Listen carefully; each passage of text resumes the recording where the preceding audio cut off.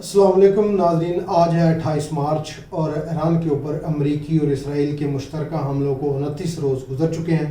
सूरत हाल बड़ी तशवीशनाक है क्योंकि पाकिस्तान में जो मुज़ाकरात जारी हैं वो मुस्बत अंदाज में आगे तो बढ़ रहे हैं लेकिन बहुत तवील होते हुए नज़र आ रहे हैं। उसके बाद डोनाल्ड ट्रंप ने एक बोंगी मारी है, उस पर भी आपको अपडेट देंगे। और अल जज़ीरा की जो एक रिपोर्ट आई है ईरान के ऊपर, उससे मतलब भी आपको बताएंगे। और अपना जो पाकिस्तान में मुज़ाकरात चल रहे हैं उससे शुरू करते हैं कि पाकिस्तान में जो सफारतकारी के ज़रिए अमेरिका और ईरान जंग बंदी के लिए जो कोशिशें जारी हैं उसमें पाकिस्तान जो है अब तक संजीदा कोशिशें कर रहा है, क्योंकि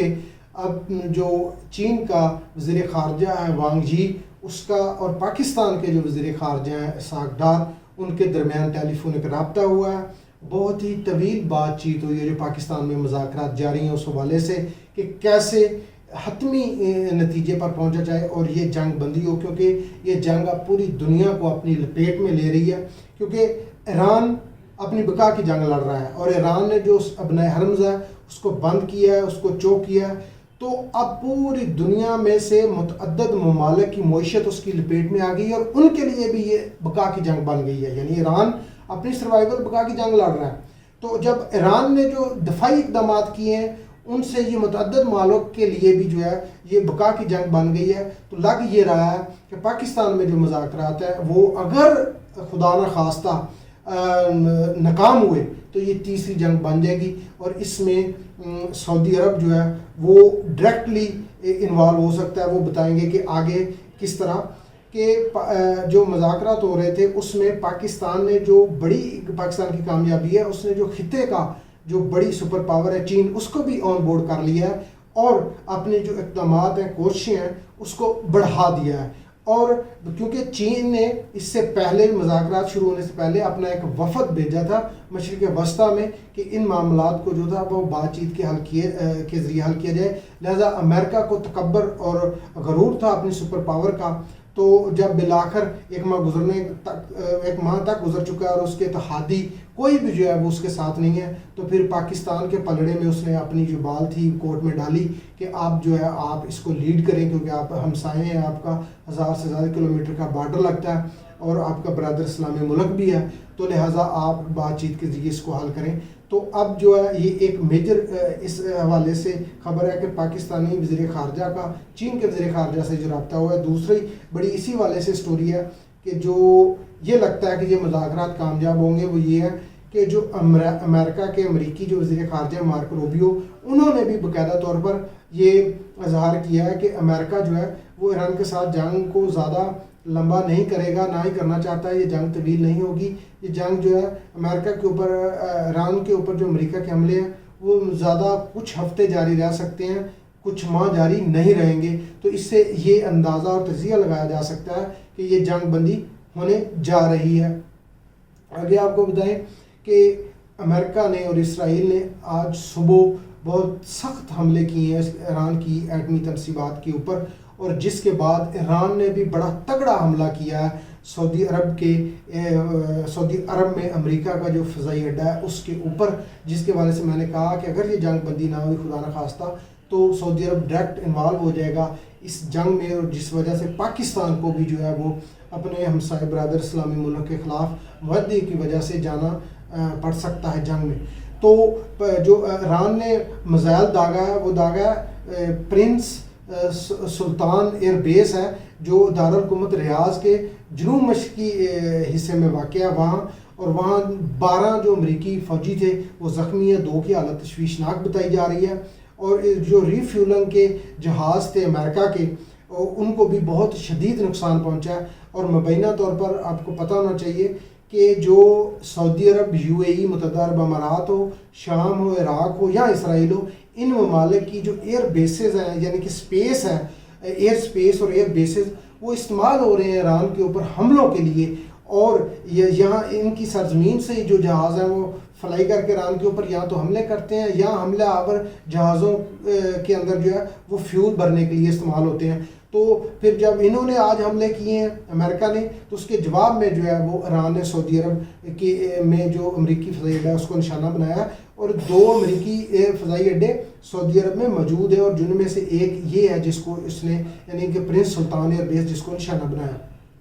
آگے آپ کو بتائیں کہ ایران کی بھی صورتحال بڑی خوفناک ہے۔ یہ تو جنگ بندی کے بعد ہی واضح رپورٹس آئیں گی کہ کتنا جانی اور مالی نقصان ہوا ہے، کیونکہ الجزیرہ کی رپورٹ ہے کہ اب تک 92,000 جو رہائشی عمارتیں تھیں وہ امریکہ کے حملے میں تباہ ہو گئی ہیں، زمین بوز ہو گئی ہیں، اور آپ اندازہ لگائیں ان میں صحت کے مراکز بھی ہیں، ان میں سکولز بھی ہیں، تو اس میں کتنے بچے نہتے جو ہیں، خواتین اور شہری جو ہیں وہ اس دنیا سے کوچ کر گئے ہوں گے۔ اور اس سے بھی بھیانک جو خبر سامنے آ رہی ہے مڈل ایسٹ سے ہی، کہ متعدد ان کے جو آؤٹ لیٹ ہیں میڈیا کے وہ شائع کر رہے ہیں کہ امریکہ نے 850 جو ٹام ہاک میزائل ہیں وہ ایران میں استعمال کیے ہیں، اور آپ کو بتا دیں کہ یہ لانگ رینج کروز میزائل ہیں، اور ان کی جو لمبائی ہوتی ہے وہ تقریباً 20 فٹ ہوتی ہے، اور یہ ان کا وزن 30 من یعنی 1 ٹن سے زائد ہے، اور اگر اپنے ساتھ یہ وار ہیڈ بھی کیری کریں تو یہ 35 من تک ان کا وزن پہنچ جاتا ہے۔ اور اس کی جو سب سے خوفناک چیز یہ ہے کہ یہ اپنے ہدف سے ہٹتے ہی نہیں ہیں، اتنا صحیح نشانہ بناتے ہیں اس کو، اور اگر یہ غلط ہٹ ہوئے بھی تو 10 میٹر کے آس پاس ہی یہ جا کے اپنے ہدف کے لگتا ہے، یعنی کہ اتنا اس کی پاور ہے تباہی کی۔ اور امریکہ کے بڑے جو میزائل ہیں ان میں سے میزائل سسٹم ہے یا میزائل پروگرام ہے، ان میں یہ ٹام ہاک میزائل آتا ہے۔ اس کے بعد آپ کو بتا دیں کہ جو امریکہ ہے وہ مکمل طور پر جو ہے وہ ہر حوالے سے اسرائیل کو گرنے نہیں دے رہا، اسرائیل کے ساتھ کھڑا ہے۔ کہا تو جا رہا ہے کہ وہ جنگ ہار رہا ہے، جنگ وہ ہار رہا ہے، لیکن دوسری جانب آپ دیکھیں کہ گزشتہ روز جو اسرائیل کا آرمی چیف تھا وہ بلبلا اٹھا اس حوالے سے کہ ہماری جو آرمی ہے، فوج ہے، وہ گر رہی ہے۔ تو ساتھ ہی جو ڈونلڈ ٹرمپ ہے اس نے یہ اعلان کر دیا کہ 10,000 یا اس سے بھی زائد جو امریکی ٹروپس ہیں وہ مشرق وسطیٰ آ رہے ہیں، کسی بھی وقت پہنچ سکتے ہیں۔ تو جو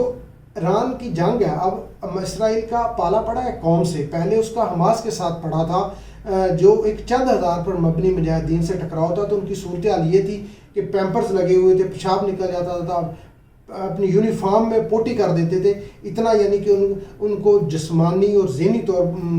مریض بن چکے تھے۔ لیکن اب ایران کے حوالے سے جو اسرائیل کی فوج ہے وہ بھی کولیپس کر رہی ہے، اور خدشہ اور خطرہ بھی ہے کہ کہیں نہ کہیں یہ اسرائیل میں بھی امریکہ کو اپنی جو فوج ہے وہ مکمل طور پر ہی تعینات کرنی پڑ سکتی ہے، کیونکہ 1 کروڑ سے بھی کم آبادی ہے اسرائیل کی، اور اتنا ظلم اور بربریت کا بازار اس نے مشرق وسطیٰ میں گرم کر رکھا ہے کہ نہ کسی بچے کو نہتے کو چھوڑا جا رہا ہے، نہ کسی خاتون کو، نہ کسی انفراسٹرکچر کو۔ تو اس حوالے سے امریکہ جو ہے وہ ایک طرف تو سفارتکاری کے ذریعے اپنا جو فیس سیونگ ہے وہ چاہتا ہے، اور دوسری طرف اسرائیل کو بھی جو ہے وہ فل سپورٹ کر رہا ہے۔ آگے آپ کو بتائیں کہ ڈونلڈ ٹرمپ نے جو بونگی ماری ہے وہ فلوریڈا میں فیوچر انویسٹمنٹ انیشیٹو کے حوالے سے ایک سمٹ کا انعقاد ہوا جہاں وہ شریک تھے۔ تو سپیچ کے دوران انہوں نے وہی تکبرانہ رویہ اپنایا اور کہا کہ پہلے وینزویلا کی باری تھی، اس کے بعد ایران کی باری آئی، اور اب جو اگلی باری ہے وہ کیوبا کی ہے۔ تو کیوبا ایک لاطینی ملک ہے اور امریکہ کا ہمسایہ ملک ہے، چھوٹا ملک ہے۔ تو ایک سپر پاور کا ایک چھوٹے ملک کے ساتھ اس طرح کا رویہ یہ توقع نہیں کیا جا سکتا، لیکن یہ کسی زوال کی نشانی ہے۔ شاید امریکہ اپنے زوال کی جانب جو ہے وہ بڑی تیزی سے بڑھ رہا ہے۔ تو یہ ڈپلومیٹک اور سیکورٹی کے حوالے سے یہ بڑی خبریں تھیں جس سے ہم نے آپ کو آگاہ کیا۔ اگر آپ کو ہمارا تجزیہ اور ہماری خبریں اچھی لگیں تو ہمارے چینل کو شیئر سبسکرائب ضرور کریں۔ اب تنویر تار کو اجازت دیجیے، اللہ حافظ۔